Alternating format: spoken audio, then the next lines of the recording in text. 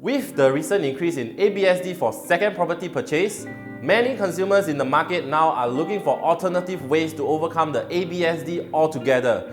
Do you happen to be one of them, and how do you own two properties without paying any ABSD?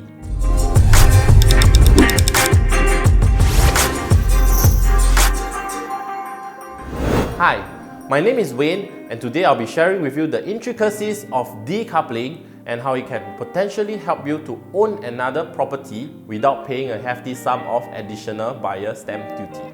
However, do note that today's topic is mainly for private properties, as HDB has tightened its rules in 2016. First off, what is decoupling? Decoupling is a process where one co-owner transfers his or her share to the other co-owner. This will make one person the sole owner of the existing property, while at the same time frees up the other party to purchase a second property without incurring any ABSD. Sounds interesting? As simple as it may sound, there are still potential pitfalls that we have to look out for as well. Number 1. The party who is staying behind as the sole owner of the property must be able to fulfill the loan eligibility of financing the entire loan. Number 2, the capital outlay and CPF monetaries. And number 3, the transaction costs involved, including stamp duties. There are basically two ways to decouple. First is by way of gift, transferring your shares over to the other party without receiving any payment. However, this is only possible if there are no outstanding loans or CPF monetaries used in the home. The second method would be part purchase, which is what I'll be talking about for today. Decoupling through part purchase is a process whereby one legally buys over all the remaining shares of the co-owner. Now, I'm going to show you a case study of how decoupling works, assuming the manner of holding for this couple is at 50-50.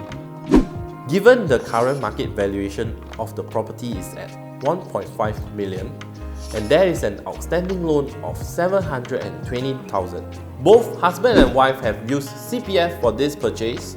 The husband's total CPF usage is at $240,000, while the wife's total CPF usage is at $180,000. Assuming that they were to buy a second property at $1 million, there would be an additional cost of $170,000 due to the 17% ABSD on second properties. Will decoupling help this couple? Let's break things down a little bit. Assuming that the wife will be buying over the husband's share, with the property value at $1.5 million and the manner of holding at 50-50, both husband and wife is entitled to $750,000 each. The gross cash proceeds that the husband will be able to take back after deducting the outstanding loan and refunding back to his CPF is $150,000. This means that he will receive $150,000 in cash and have his name freed up for the next property.